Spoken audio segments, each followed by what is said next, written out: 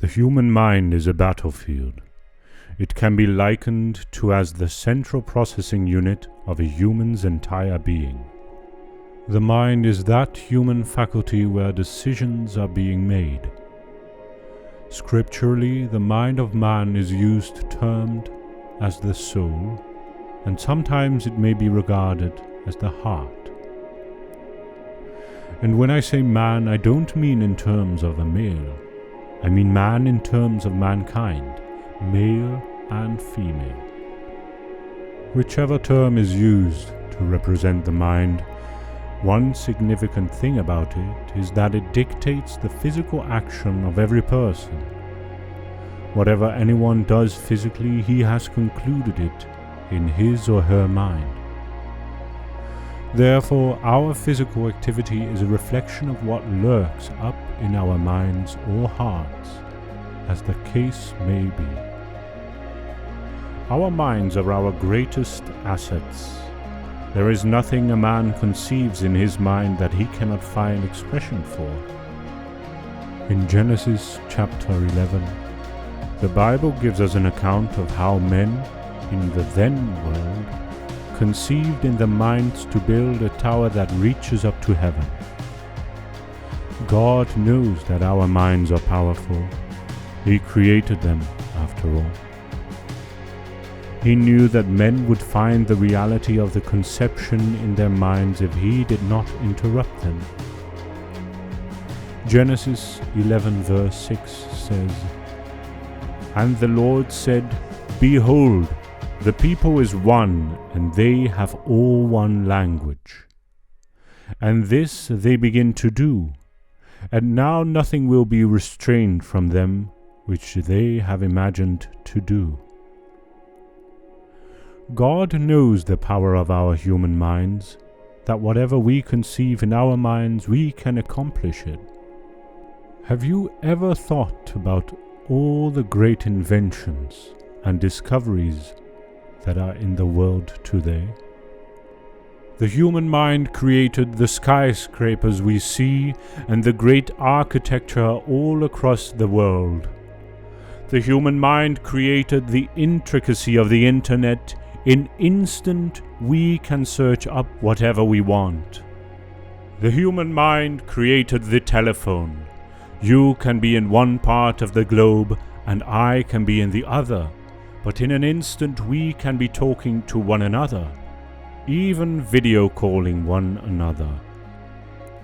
The human mind created the car, planes, rocket ships, and all the wonders of technology we are able to experience.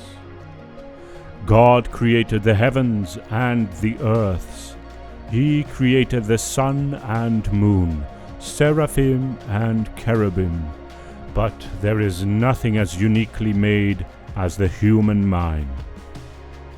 The Bible even goes as far as saying, "As for as he thinketh in his heart, so is he." The devil also knows the power of the human mind, hence he is constantly striving to be enthroned in our minds. If he gets our minds, he has got control over our lives. Our minds are like the stirring of a vehicle.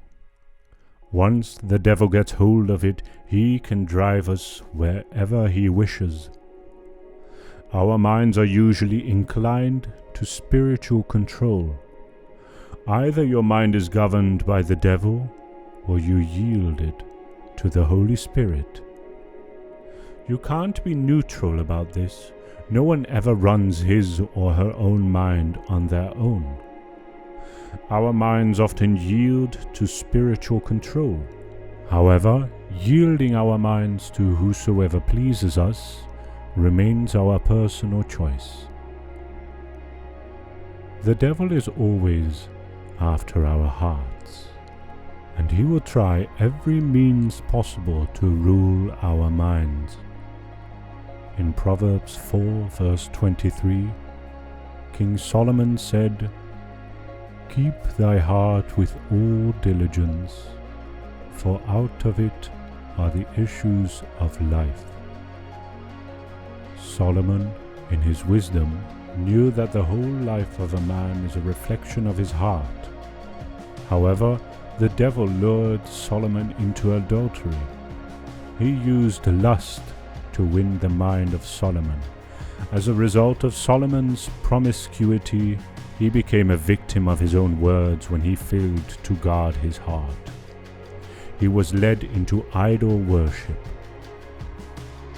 The devil used the lust against him. 1 Kings 11 verse 4.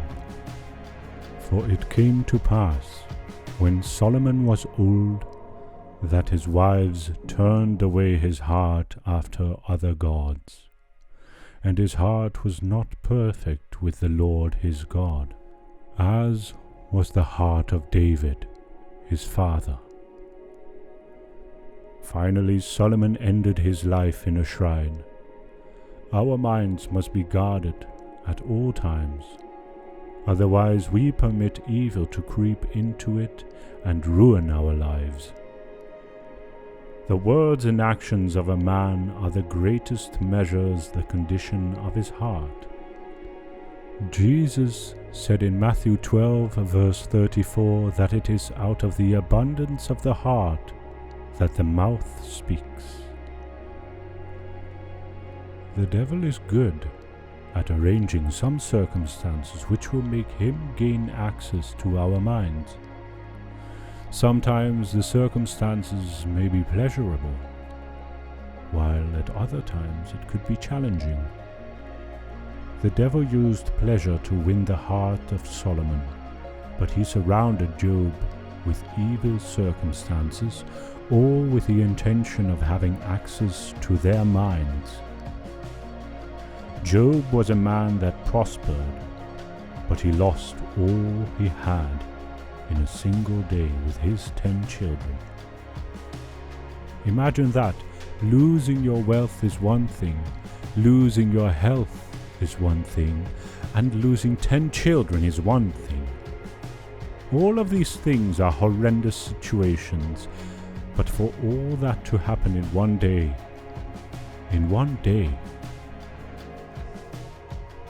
it was the devil who orchestrated the losses Job went through, so that his mind will be drifted from God. Unlike Solomon, Job guarded his heart, even when the devil sponsored his wife to make him curse God. Job's mind stayed on God.